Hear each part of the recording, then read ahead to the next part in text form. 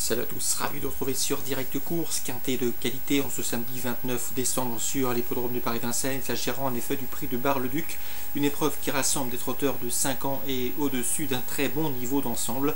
Sachez qu'ils seront 12 au premier échelon et 8 au second. Priorité sera donnée aux chevaux du premier poteau, notamment les 5 ans. A commencer par le numéro 10, Talicia Bella, qui reste sur une série de bons résultats. Elle reste d'ailleurs sur 3 victoires consécutives. Auparavant, c'est également très bien.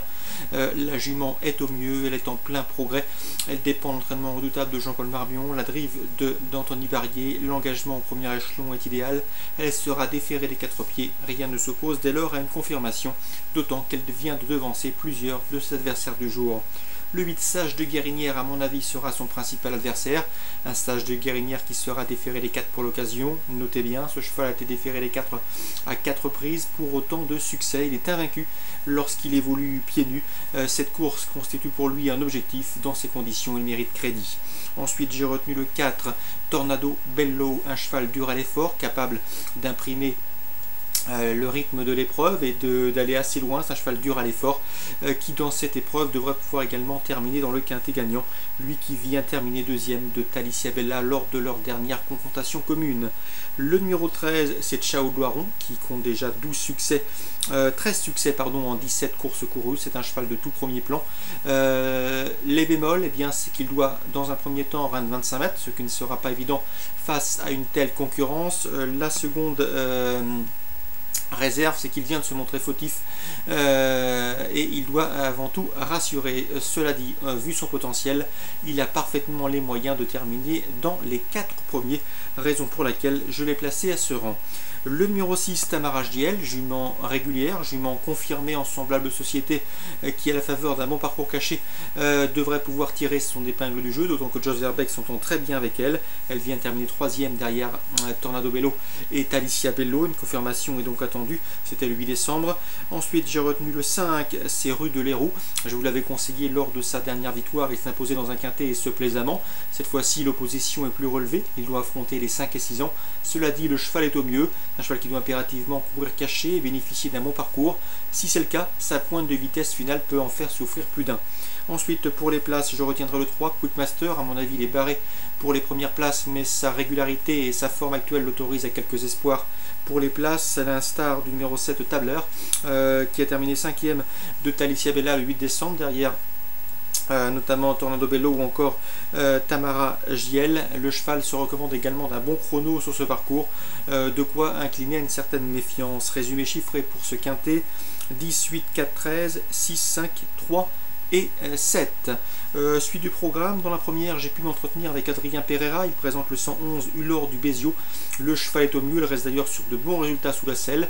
Adrien Pereira est très confiant, un cheval qui a déjà brillé au niveau semi-classique en y prenant plusieurs places. Il aurait même pu gagner la dernière fois. Tous les feux sont au vert. D'après son entraîneur, le cheval a parfaitement les moyens de s'imposer dans ce premier rendez-vous. Le 111 Hulor de Béziaux. L'entourage est très confiant. L'interview d'Adrien Pereira sera disponible gratuitement sur Canal Turf Radio. Pour l'opposition, je lui opposerai le 103 Euronometro, de retour sous la selle avec de sérieuses prétentions, et le 110 Usirio, un cheval qui est régulier sous la selle et surtout en pleine forme actuellement. 111, 103, 110. Dans la troisième, l'un des temps forts de ce programme, le prix Yvonique Baudin, considéré et communément appelé le prix de Cornulier des apprentis, une épreuve qui rassemble toujours des chevaux d'une bonne qualité. Oyonnax s'y est imposé en 2010, que me dégublet en 2011. Et bien, cette épreuve qui rend hommage à un jeune jockey tragiquement disparu en course il y a de cela quelques années devrait pouvoir sourire au 311 Prince de Lucas. Ce n'est autre que le tenant du titre. Le cheval est au mieux, il vient de se classer 3e du prix Jules Lemonnier derrière Tango Quick et Roi de Lupin, des références. Donc il doit ici à mon avis jouer un bon rôle, tout du moins pour l'obtention d'une place sur le podium. Je lui opposerai le 309 Sogo, qui pour sa deuxième sortie sous la selle s'est imposé plaisamment, et ce avec de la marge. Le 313 Caribet, qui n'a pratiquement jamais déçu lorsqu'elle a évolué déféré les 4 pieds sous la selle. Elle vient d'ailleurs de devancer Prince des Lucas lors de leur dernière confrontation commune, et ce facilement. Donc le 313, le 309 et le 311, mes 3 préférés pour ce prix Yvonique Baudin. Pour les trios voire multi, je leur associerai le 314 Roxana Barbret, qui n'a pas paru en piste au trop monté depuis presque 3 ans maintenant, mais sa récente place dans la clôture de GNT atteste de son excellente condition physique. Mieux vaut donc s'en méfier, elle sait finir très vite. Le 306 Ratio Thieben a racheté. Il n'a pas fait sa course en dernier lieu, il s'est montré fautif, il vaut mieux que cela, il l'a prouvé auparavant. Donc dans cette troisième, 313, 9 et 11, derrière le 14 et le 6 pour d'éventuels multi. Je termine par la cinquième puisque j'ai pu m'entretenir avec Hervé Abar. Il est confiant que le 503 Upsatonic, sa jument vient de s'imposer facilement à Vincennes, il en a compte une confirmation. Le parcours fera le classement, mais d'après lui, elle doit pouvoir jouer un bon rôle, d'autant qu'elle a conservé sa bonne forme à l'exercice. L'opposition, pourquoi pas le 507 une Royal Star, si elle est sage, elle peut parfaitement disputer la victoire. Le 501 Ultima Queen, Damien Lecroux, l'homme de confiance de Virginie Moquette, est confiant. La dernière fois, la jument s'est montrée fautive, il faut la racheter. Elle a le potentiel pour s'illustrer à ce niveau, elle l'a prouvé. Le 515 Uwawa a racheté également, malgré sa situation en deuxième ligne autostart. Elle a les moyens également de faire l'arrivée dans un tel lot. Donc dans cette épreuve ouverte, la cinquième, le 3, le 7, le 1 et le 15.